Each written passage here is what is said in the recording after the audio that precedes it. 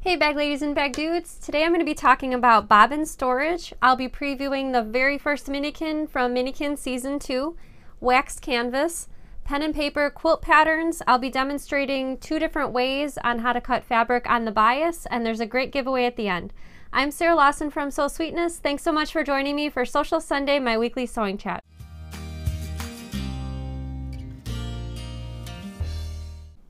Hey everybody, happy Sunday. Thanks so much for joining me. I'm super excited to be here. I know all of you are too because I saw all of your comments before we got started on Facebook and YouTube. So hi to Donna, hey to Cheryl from Milwaukee, Doreen, everybody, thanks so much for joining me. So I have a few things to get to before we get to my favorite, the notion of the week. What else? We had scheduled for this Tuesday, which is September 18th, a panel discussion and a Q&A session on how to sell on Etsy, sell online, and how to take custom orders. We've decided to move that live show to the following Tuesday, so that will be moved to September 25th.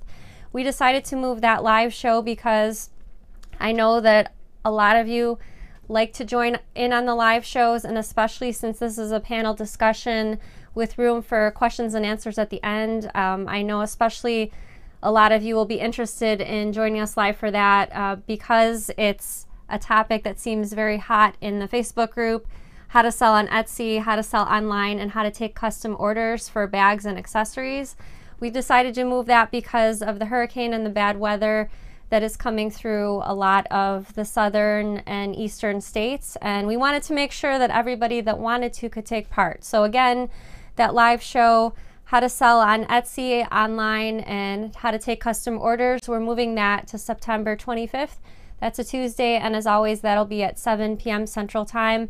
The first half of the show will be me talking with my panel of experienced Etsy and online sellers, and the second half of the show will be opening the questions to you. So Danny will be putting a bunch of questions on the screen, and my panel will be answering those questions for you live. So very excited about that one. I honestly have never sold a bag online, so I have no idea all the work and the planning that goes into that. So I'm really looking forward to that one, and I know you are too. Also, if you ordered before the weekend, so if you placed an order on our website from approximately Thursday evening through today, I sincerely apologize. We had some illness going through the house and we were not able to pack and ship orders, basically the tail end of the week and the weekend. I apologize for that, but the orders will go out tomorrow morning as scheduled, and fingers crossed that everyone stays healthy and we're not passing things around. Hopefully we can get through the winter with a minimal amount of sicknesses. And also for the Tutor Bag Sew Along, if you are participating in the Facebook group, week number 2 starts tomorrow. That's the week that we'll be working on pockets. So again, if you are participating in the Sew Along, make sure you post your progress photo in each week's album. And if you have a question on how to do that, feel free to ask in the Facebook group, because it's really important you get your photographs posted in the correct albums, because we'll be drawing prizes every week and you don't want to miss on the prizes, because that's how we'll be awarding them. Okay, so let's get on to the Sewcial Sunday content. My favorite, as always, is the notion of the week. Before I show you that notion, let me just remind you that everything that I talk about during Sewcial Sunday are things that I purchased myself. So these are not things that I'm getting paid to talk to you about, but just cool things that I'd like to share with you. And if you're interested in finding out more information on any of the things that I'm scheduled to talk about, just check that link in the description and you can find more there. Okay, so I know I showed this in the past. This is my current bobbin storage solution. This is from Noble Notions, and it's the Sew Stack bobbin storage. So it's basically 2 layers of slots for storing bobbins, and it's sort of a silicone case, which is really nice. The lower level also has lots more storage area for the bobbins. So here's mine. I came across last week this bobbin topper set from Taylor Seville. So this is what it looks like. It's 8 in the package, and I've seen similar bobbin toppers before, but I wasn't 100% sure that they'd fit on top of my spools of thread. But when I saw this online, I noticed that the packaging says fits all popular size spools and bobbins. So I thought I'd give it a try. So let me show you in the side camera a close-up of the packaging as well as what it looks like on my spools of thread. So here's the 8-piece bobbin topper from Taylor Seville. It feels like a silicone type item, and it comes in 2 different colors in the same pack, white and blue. So I went ahead and pulled one of the bobbin toppers and put it on my Aurifil thread. I use Aurifil thread, and here's my Aurifil spool. And this long portion of the bobbin topper is what fits on top of the spool of thread. And it's not a tight fit, it kind of wobbles around a little bit, but that's doable for my spool storage, because I use like a wooden tabletop to hold my stand to hold my spools. On the side, there's a little cutout to kind of lock the thread in place, and it's not a tight lock. It's suitable for just having the topper sit on top of the spool. The reason that I like this solution rather than my current solution is that I have a major problem with, once I finish using the bobbin, leaving it on the side of my sewing machine or on the side of my desk. So I would very often have a collection of like 8 to 10 bobbins next to my machine, just because I was too lazy to put them away. And that was a major problem for me, and also digging through to find the right color and not knowing if I was out of the thread on the bobbin. So that was kind of a very small minor pain, but a pain nonetheless. So when I tried this bobbin topper, I thought that I could do a little bit better. So I'm going to try this out, see if this works for me. Let me slide back over to the side camera. So you're probably familiar with that spool holder behind me. I'm going to give this a shot and see if I'm able to keep my desk a little bit neater using the bobbin toppers as opposed to the stacking box of the bobbin keeper from Noble Notions. So if you're either interested in either of those solutions, I've linked to both of those in the description in case you'd like to check out either the Noble Notions case or the bobbin topper. So I have a question for you. Let me know in the comments. How do you store your bobbins? So maybe you use a plastic case. When I first started sewing as an adult, I used a plastic case with like little dividers in the middle. I've used old thread spool boxes, this Noble Notions case that I showed you a second ago. So let me know in the comments what you're using, if you're happy with it. I'm curious to find out what is everyone's favorite bobbin storage solution. Okay, so as promised, as Danny promised on Tuesday, today is the very first day of the previews for Minikins. I've decided to call it Minikins Season 2. So last year's bundle of Minikins, we're going to go ahead and call that Minikins Season 1. So Season 2 is going to have 13 patterns. So every Sunday and Tuesday on the live shows, I'm going to preview one of the patterns, and I promised that I would show the essential oil cases first. So it's actually one pattern, but 2 different styles of cases. So this one's the small. It's got a handle on the top, and it's got storage via elastic for 12 different bottles of essential oils. And I've got 5 milliliter bottles inside mine right now, but the 10 milliliter bottles will fit, as well as roller balls. If you're using a skinny roller ball like I have, some modification may need to be done to the elastic. But you can use either of these for other items besides essential oils. I've just gotten tons of requests for an essential oil case or holder in the last couple of years, so I wanted to follow through with that, especially since I use essential oils myself. The large size of the essential oil case, because that first one I showed you was size small, this is size large, and as you can see, it's a zippered train case style pouch. My favorite part of it is, of course, the inside. It's got this foam insert that will hold 25 of the bottles, either the 5 milliliter or 10 milliliter, or if you have the round skinny bottles of nail polish, those will fit in there as well. I admit that when I was thinking about this pattern and working through it, I went online to try to find, I knew there was some sort of foam insert that must exist, but my search was very limited. I found very few things online. It was hard to find. I even went to eBay to look, and the best I could do was finding some that were like $20, $21 just for this foam insert. And I didn't feel that it was a very reliable source. Like, I didn't feel comfortable posting a link in my pattern and saying, go purchase this foam insert here. So we decided to go ahead and find a source for these, and I had these custom made to hold the 25 bottles because I wanted it to be a square case. So next month when the Minikins Season 2 comes out, we'll have these inserts available in the shop. I think they're going to be $6.50, so much better than the $20 or $21 that I came across. And yeah, hope you like this one. I'm really excited to show you the rest. I'll be showing one, like I said, every Sunday and Tuesday show, and you don't want to miss any of the Sunday shows, because from now until the Minikins are released, the giveaway for Sewcial Sunday will be the new season 2 bundle. So that's a great prize. Obviously the bundle is not out yet, but the winners each week, I'll be saving their email addresses, and they'll be the first to get the bundle when it comes out. So very excited. I'll have a new pattern from the Minikins to preview to you this Tuesday, and we have 13 to get through, so that's an awful lot of previews. So Danny's favorite part of the show, let me know in the comments. Go ahead and type that right now. Let me know if you're a bag lady or bag dude.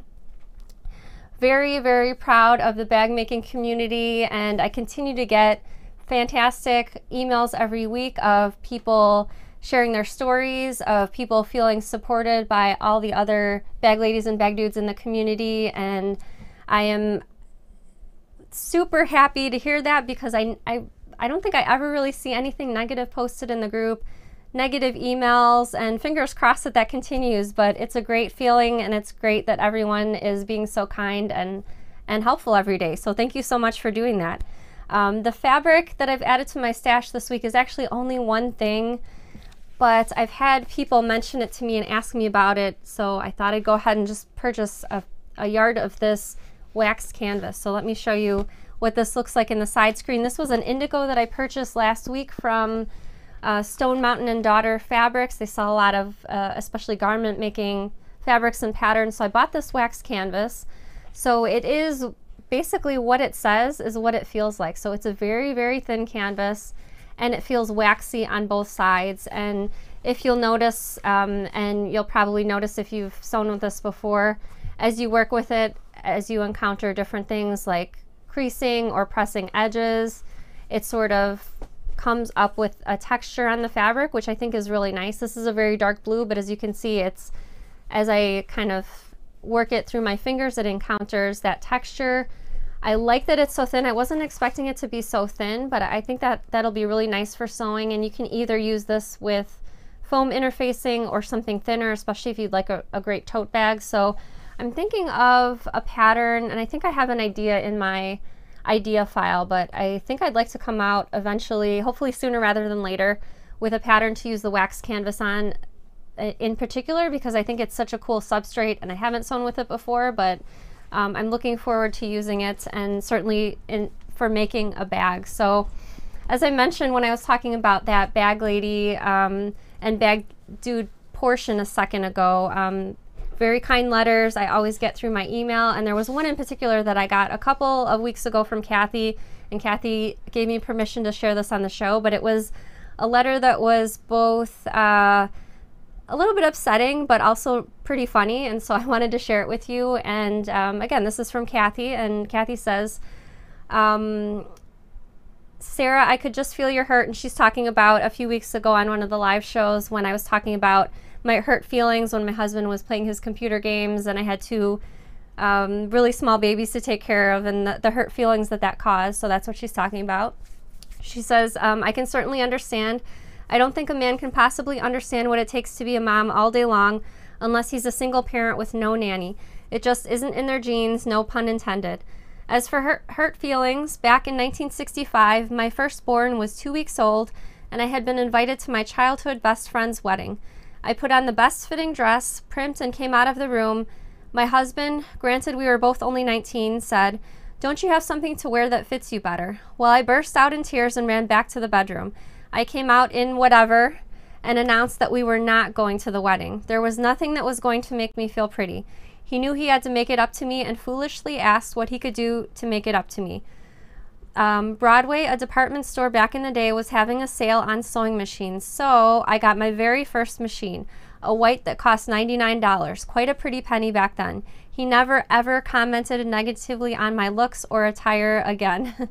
And then she says, "You've got a good one, Sarah, enjoy," and that's from Kathy. So I just wanted to share that letter. I thought it was, you know, I certainly understood her hurt feelings, but I thought it was wonderful that it turned out okay. And in fact, she got a sewing machine, so what better possible outcome than get sucked into the whole obsession of sewing and get that sewing machine, and her husband learned his lessons. So win-win in my book. So hope you enjoyed that letter, and thanks so much to Kathy for sending that to me. So I have a question for you, kind of on the lines of that letter that I just shared. Did you ever receive a gift as a result of hurt feelings? So like Kathy, perhaps did your husband say something to you that massively offended you and he made it up to you with a large purchase, like you know, a couple dozen roses or a new sewing machine like Kathy got? If you can think of something in particular that you got as a gift as a result of hurt feelings, let me know in the comments, and I'm curious to see if there are other stories out there besides Kathy's. All right, so again, since I haven't been receiving that many books lately, in lieu of this week's book review, I'm going to review a few patterns and show you some things from my stash that I have not sewn with yet. So I'm going to jump over to the side camera and show you those. Okay, so the first one that I'm going to talk about is designed by A Quilter's Dream, and this pattern is called Urban Legends. And the reason that I purchased this pattern is because being from Chicago, and not that this is necessarily Chicago themed, I really loved the cityscape, and I could definitely see this not just made into a full quilt as shown on the pattern cover, but also like a table runner. I think that would be really cool. And I love the borders over here underneath the buildings. And so this pattern has illustrations in it, but it's largely text, and it's not applique, it's just straight up piecing and straight sewing. So here's just a few brief looks, and at the inside of the pattern it's all black and white, very straightforward, and I'm pretty sure any quilter of all skill levels could make this particular quilt. I'm not sure what fabrics I would use if I made this quilt myself. I'm not sure if I would use different colors of text prints for the building, or maybe just solids, since I'm such a big fan of solids, but definitely thought this was a cool one, and it's interesting to see it in the batiks. And I have, like I said, solids in my mind for perhaps what I'd use my quilt once I get to making it. And then I've got 3 different patterns from Pen and Paper Patterns. These actually look like applique at first glance, but they're actually Drunkard's Path, and they're curved piecing. So I thought these were really cool. And I love also the rounded edges of the quilts also. So this one's called Rainy Day Quilt. It's got all the templates inside, black and white printed, and there's illustrations, lots of illustrations for piecing, and suggestions for getting that curved piecing for the raindrops and for the clouds. So the second one, and they're all curved piecing, this one's called Marigold Quilt. This one's my favorite, and I just love the big graphic theme, and I could definitely see this looking really cool in different colors of flowers, maybe different shades of green, light green, dark green for the petals. So this one's a cool one as well. And this one would be really awesome for a teacher gift. So there's 2 different sizes. There's a mini quilt, which is quite small. It's 18.5 by 18.5, and I think the throw quilt is 58.5 by 58.5. So that's a good size throw quilt.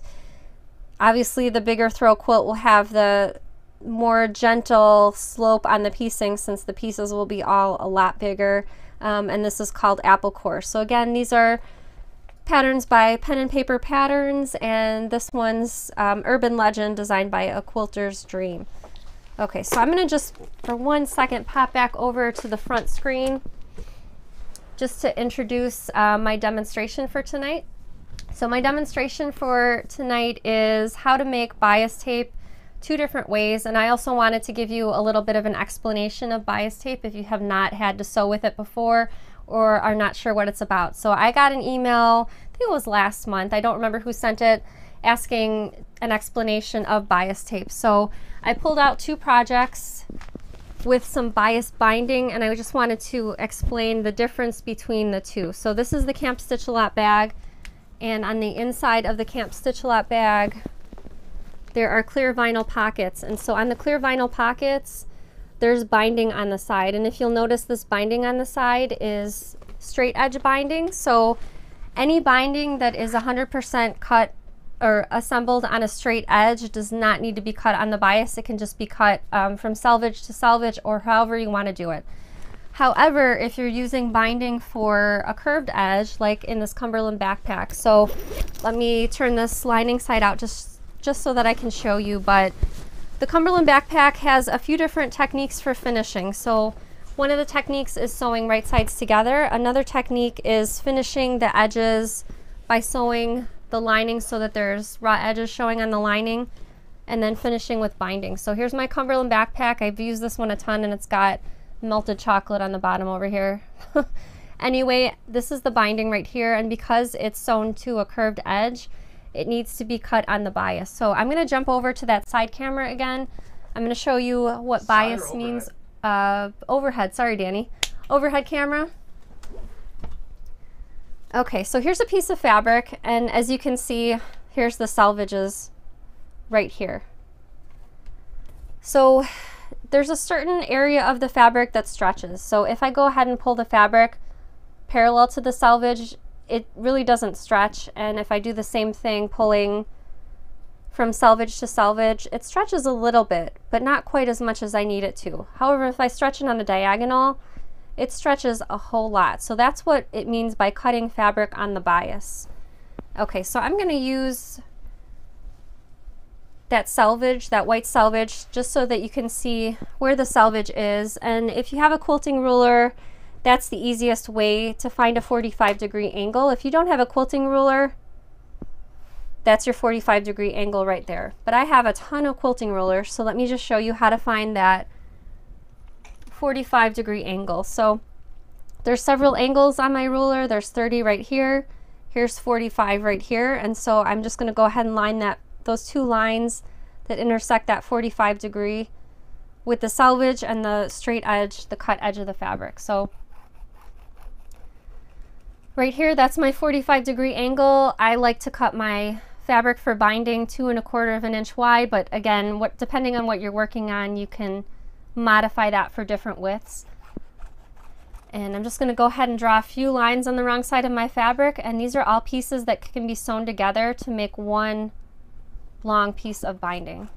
Okay, so let me get that fabric out of the way and show you the result of my drawings that I just did on the fabric. So I went ahead and cut out along the lines that I just drew, and as you can see, these pieces of fabric stretch quite a bit because they were cut on the bias.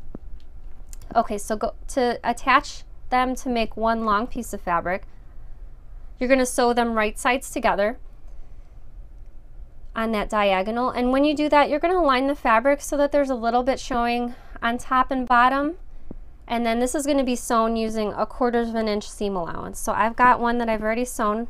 I had it ready before the show. So this is that same orientation. That's that 1/4 of an inch seam allowance. And I went ahead and pressed the seam open, and then you have one continuous piece of binding, and you can continue adding strips to get a fabric piece as long as you need it. So that's the first method of making bias binding. The second method, and I'm going to have Danny zoom out just a little bit. Your mat's crooked too. Thank you, Danny.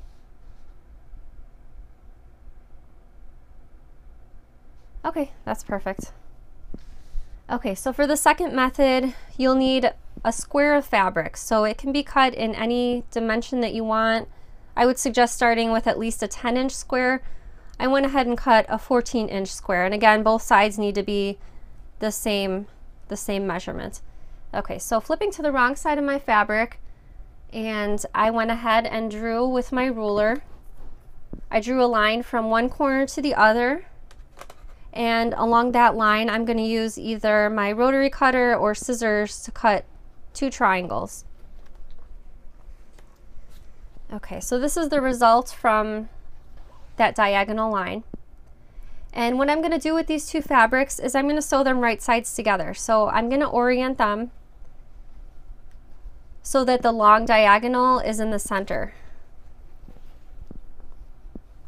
And just like that binding piece that I showed you earlier, you're going to have a little bit of overhang of fabric on either end, and then this bottom edge right here is going to be sewn using 1/4 of an inch seam allowance. So let me show you what that looks like after it's been sewn. So here's my 2 pieces sewn. I went ahead and pressed the seam open, and this is what it looks like actually. Once you've pressed that seam open, this is what it looks like from the wrong side of the fabric. Okay, so I went ahead and prepared my lines before the show.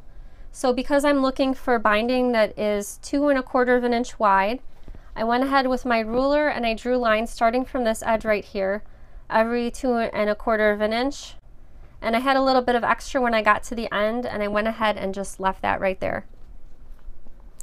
Okay, so the next piece of the puzzle is to bring your fabrics so that they're right sides together. Okay, so what you do not want to do is you do not want to have your fabrics right sides together so that it looks like a square and the edges are nice and perfect on the sides. That's what you do not want to do. What you do want to do, however, is start your line one in so that they're kind of offset a bit. We're going to be sewing this edge right here, right sides together. However, you need to make sure that your line is continuous. So by just holding your lines so that they meet, they're not going to be continuous. I went ahead and took my Wonder Clip and I sort of eyeballed it after I placed my Wonder Clip and made sure that the line was continuous. And as you can see, it is. And you just want to double check by pinning to make sure all of the lines are going to be continuous after you sew them. So I have this piece right here. I went ahead and sewed and pressed the seam open. Again, that's going to be a 1/4 inch seam allowance. And then I'm going to take my scissors and I'm going to start to cut, and you're just cutting directly on top of the lines, one layer of fabric at a time.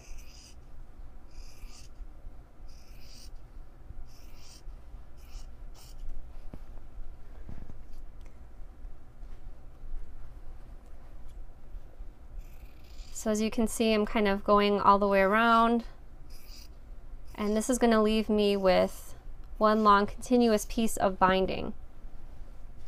So either method will work, whichever one you're more comfortable with doing. I most commonly use that first method just because I usually have a bigger piece of fabric to work with, and I like to cut and have as few seams showing as possible. So if I can, I'll just go ahead and cut on a 45-degree angle right through the center of, say, a yard of fabric, and that'll leave me with a fairly long, maybe 30-inch piece of binding, which is generally enough for most of the bags that I'm working on. But this is helpful as well, especially if you need a really long piece for the inside of the bag, like that Cumberland backpack that I showed you.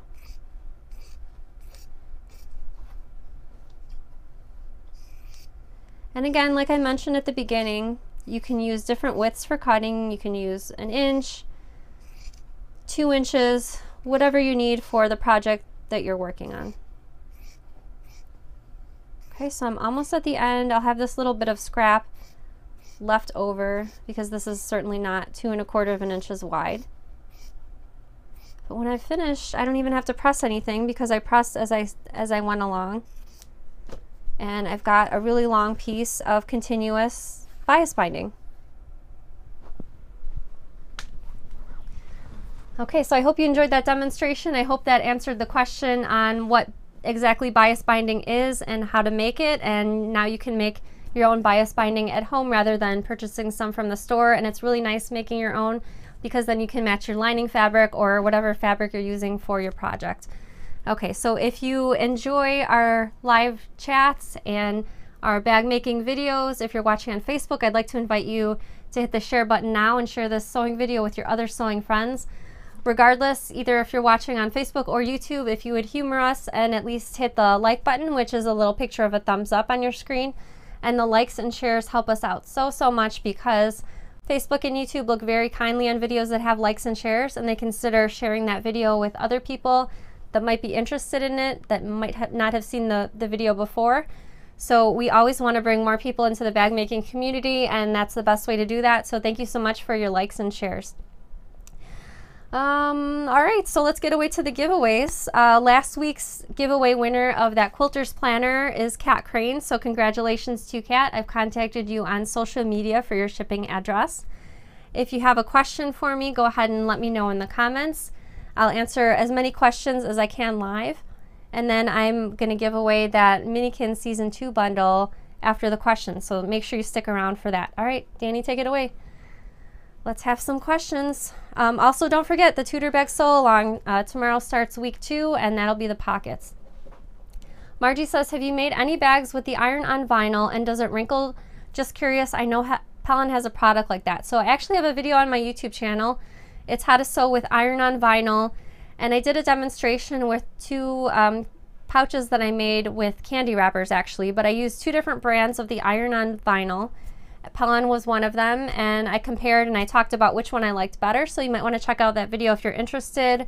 Pellon I actually liked better than the second product that I tried out. Pellon makes a vinyl fuse product in matte and in glossy, so those are the two options. I kind of like the matte a little bit better because it's not so glaringly glossy, but they're both fine products certainly. Carol Ann says, how long was that bias piece with using the 14-inch square? You know what, I meant to measure it before the show. Let me grab my ruler and I can measure it really quick while I answer the next question. All right, so let's see. 24, 48. Danny, 24 times 3, is that 72? Yep. All right, so that 14-inch square of the continuous bias binding will leave you with 72 inches of bias tape. Pat says, what is your biggest, easiest bag to make? Aeroplane bag. Danny is right. I would say the airplane bag. We do have a video for that one. It does have a zipper along the top edge, but because it's made three-dimensional by the magic of sewing, so it's basically you're cutting a front piece of fabric, a back piece of fabric, and putting everything together. That's probably the biggest, least challenging. I'm trying to think what else. The Easy Leather Hobo Bag is a good size, and that's also a free video on the YouTube channel, and that's also relatively easy, and you can make it with other materials besides leather. It could be made, I've seen certainly a few made in quilting cotton with just a leather handle. That would be a nice one to make too. Cheryl says, okay, question. I'm cutting out the Tudor bag and getting it ready, and I wasn't sure if the cork should be cut smaller or just the straps. That's a great question. I believe I talked about this in the video for the Tudor bag, but in case you don't have it, I did cut my accents 1/4 of an inch smaller since I was leaving the edges of my cork raw. Since if you're using quilting cotton, you'll be using a 1/4 of an inch seam allowance, and that kind of reduces the height a little bit. So that's what I did on my Tudor bag. And for the straps, I was using a faux leather from my shop, and it was a really thin faux leather, so I assembled it actually the same size, the same way as I would with the quilting cotton. But if you're using a thicker cork or vinyl, you could certainly do it just 2 layers, wrong sides together. And if you were doing that, for example, for the side strap finishes at 1 inch wide, you could just cut that at 2 inches wide instead if you're just doing the 2 layers. Dorothy says, does Craftex work similar to wax canvas? That's a great question. So the major differences is the wax canvas is actually fabric, and the Craftex is paper made to look like leather, and the Craftex, when it gets wet, it looks a little bit more like leather. I feel like the Craftex is a bit stiffer to work with because it is paper. The wax canvas is still flexible like fabric. So those are the major differences. I've seen a lot of Craftex used for especially wallets or things sewn with raw edges. The wax canvas, I don't know that I would leave raw edges on this, but I haven't sewn with it yet. It just, looking at the cut edge of the fabric that I got in the mail, it seems like it might eventually fray. Yeah, it is already fraying. So this cannot be left raw like the Craftex can. Deb says, I bought Peltex today for the bottom of the Tudor bag, but it wasn't a fusible. Did I buy the wrong type? So either will work for the Tudor bag, especially if you're using the purse feet. The purse feet will kind of secure all of the layers together at the end, and if you feel like you need to, you could certainly use either a spray baster or just machine baste the edge of the Peltex centered on your foam before you start assembling everything. Aleli says, Sarah, have you used Pellon 926 Sew-In Extra Firm Stabilizer in place of foam? I really want to try this. I'm not, 926, I'm not sure off the top of my head. Dan, you want to Google that for me? What's that? Pellon 926. Sometimes my numbers, I know the numbers of the Pellon interfacings I commonly use, but... Extra Firm Stabilizer? Oh, it's just called Extra Firm? Sew-In Heavyweight Stabilizer. I'm not sure. I've not used the 926. I guess I'll need to get some just so I can see what exactly it is. The tough thing about interfacing is when you're looking at it online, it just looks like white stuff on the bolt. So let me get back to you on that one. Thanks, Danny, for looking that up for me. I lost my space for Oh, I messed Danny up. Sorry, Danny. There you go. Jane says, when you sewed with the wax canvas, can you iron that fabric? I have not sewn with it yet. My initial thought was that I would just finger press it instead. It finger presses really nice. That's probably what I would do. I would finger press it or handle it like I would a bag that I was working on if it had cork fabric. A lot of times a bag that has cork, when I'm finished with the bag, I'll just use Wonder Clips to kind of finger press a memory into the foam or the interfacing. So that's probably what I would do. I haven't sewn with it yet though. Heather says, is there a bag pattern specifically for notions? I've made the amethyst project bag, but would like something with pockets or dividers to keep my scissors, rotary cutter, and other notions separate from each other. So I have a good one, and actually mine has notions in it. I'll show it on Tuesday's show.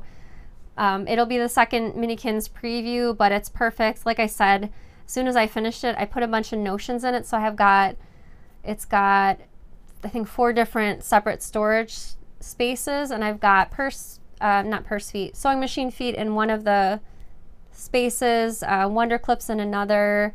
I can't remember what's in the third, maybe thread, but I'll show that one on this Tuesday. It is called the Kanga. I'm blanking. Kanga is the first name of the pattern though. Lauren says, will you be coming out with another big bag pattern soon? Unfortunately or fortunately, I'm not sure which one it is, but the Minikins are 12. This year are 13 patterns, not 12. So my rest of the year is basically taken up with finishing the Minikins, and me and Danny still have to shoot the videos. So by the time that's done, that's end of October, and we did want to shoot another free video after that. So that's pretty much our whole year. I know it's not the end of the year yet, but as far as my scheduling goes, it kind of is. Sonia says, what size of zipper should we have in our stash for those times when you want to make a bag without prior planning? That's a great question. So basically the 2 sizes of zippers that I use for bag making are number 3 dress skirt zippers. So number 3 zippers, and also handbag zippers, which are commonly known by the numbers either 4.5 or just 5. So number 3s and the 4.5. Teresa says, if you want a challenge, what is your most difficult bag to make? I would probably say maybe the Ultimate Art Organizer, or I would say the Cumberland backpack, but so many people have made that, so it makes me think that it's not that. Oh, the Rockstar bag. Yeah, Danny's suggesting the Rockstar bag. Yeah, I'd probably say either of those two. Either the Ultimate Art Organizer or the Rockstar bag. Carla says, when folding over cork to form a 1/4 inch seam width ahead of time, I used double-sided tape to hold it down and thought it was okay. What do you use to hold seam allowance in place for cork? I actually have used the Dritz Wash Away Wonder Tape for that before, especially for straps, because sometimes I want to fold them over 3 times or even 4 times, like double fold bias tape. So I'll use that Dritz Wash Away Wonder Tape to hold the cork down, since I can't press it, so that I can get that the rest of it folded, if that makes sense. But that Dritz Wash Away tape is not only great for zippers, but it's great for straps for cork or leather also. Jill says, what is the bag over your right shoulder that has the trees fabric? Let me show you that one. I get emails about this one all the time, what the fabric is. Unfortunately, as far as I'm aware, this fabric is out of print.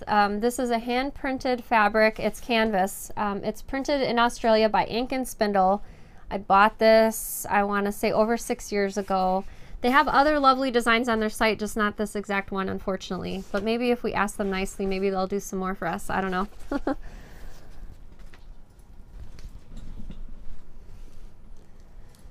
All right, I see another question coming through. What is Craftex and what is it used for? I did a short video in one of my, I think it was in the Notion section or maybe the demonstration section a few months back.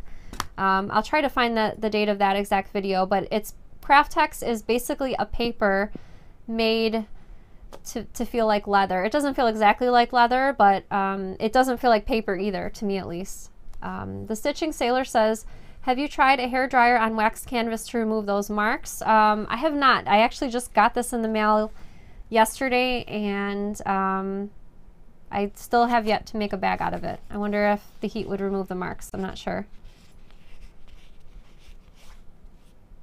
Focus, sir. Sorry, Danny.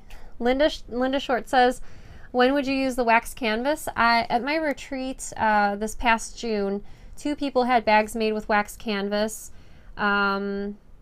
one person, I think it was Stephanie, was making a messenger bag with just the wax canvas. I don't think her bag had interfacing, so it didn't have the foam or the Peltex that I would normally use for a bag, but I liked how it felt, and it had a bunch of pockets on the front, and it was very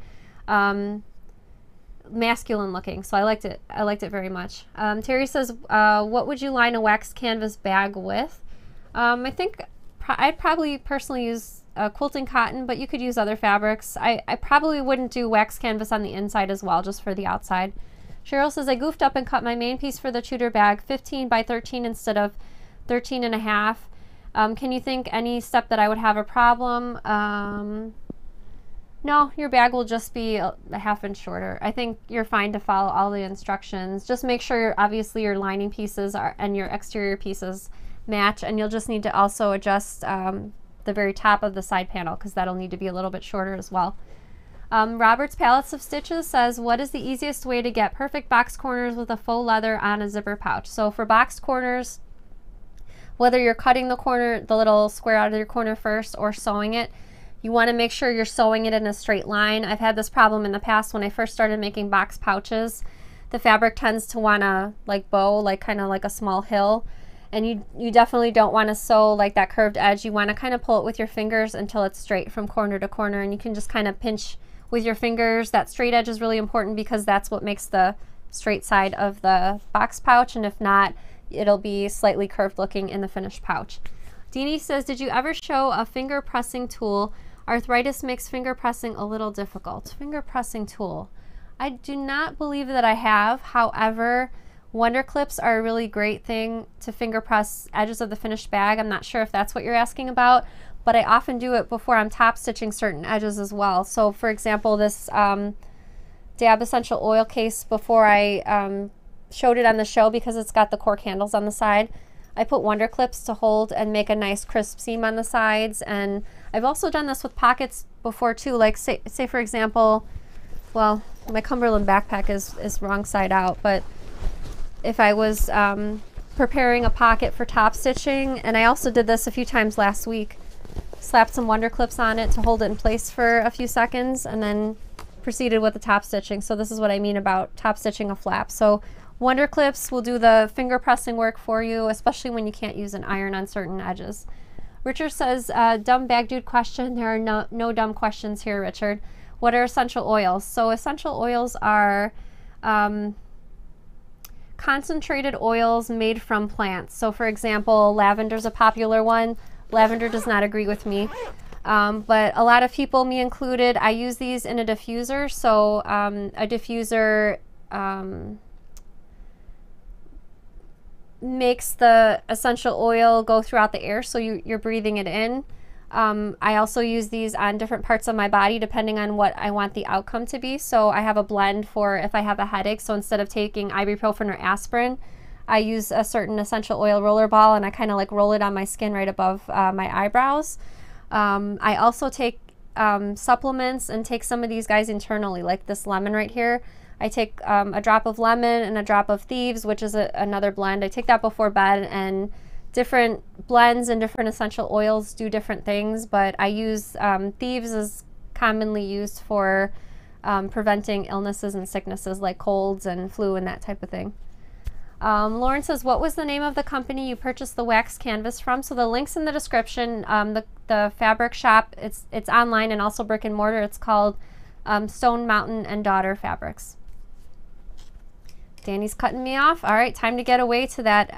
Time to get off to that Minikin Season 2 giveaway. So, like I said, the Minikin Season 2 bundle is not out yet. However, the giveaway tonight is for that bundle. So I'll be saving the email addresses from each Sunday's giveaway up until the release date, and I'll be emailing coupon codes for a free bundle for each of the winners. So to win this week's giveaway of the Minikin Season 2 bundle, all you have to let me know is answer this question in the comments. What speed do you sew at? So on your sewing machine, do you sew fast, medium, or slow? I realize not every sewing machine has a setting, but mine does, so I thought maybe other machines would as well. Mine is always set at the medium, and Violet sews at slow. So let me know in the comments what your answer to that is. I'll choose a randomly drawn winner at the end of the day this Saturday, and that person will win a bundle. So very exciting. I'm looking forward to showing you more previews on each of the live shows. And again, also a reminder that Etsy seller custom bag making live panel is moved to September 25th. So not this Tuesday, the following Tuesday. So thanks so much for joining me for Sewcial Sunday. I had a great time. I hope you did too. I'll see you again next Sunday at 7 p.m. Central Time. Have a great week and happy sewing. Bye, everybody.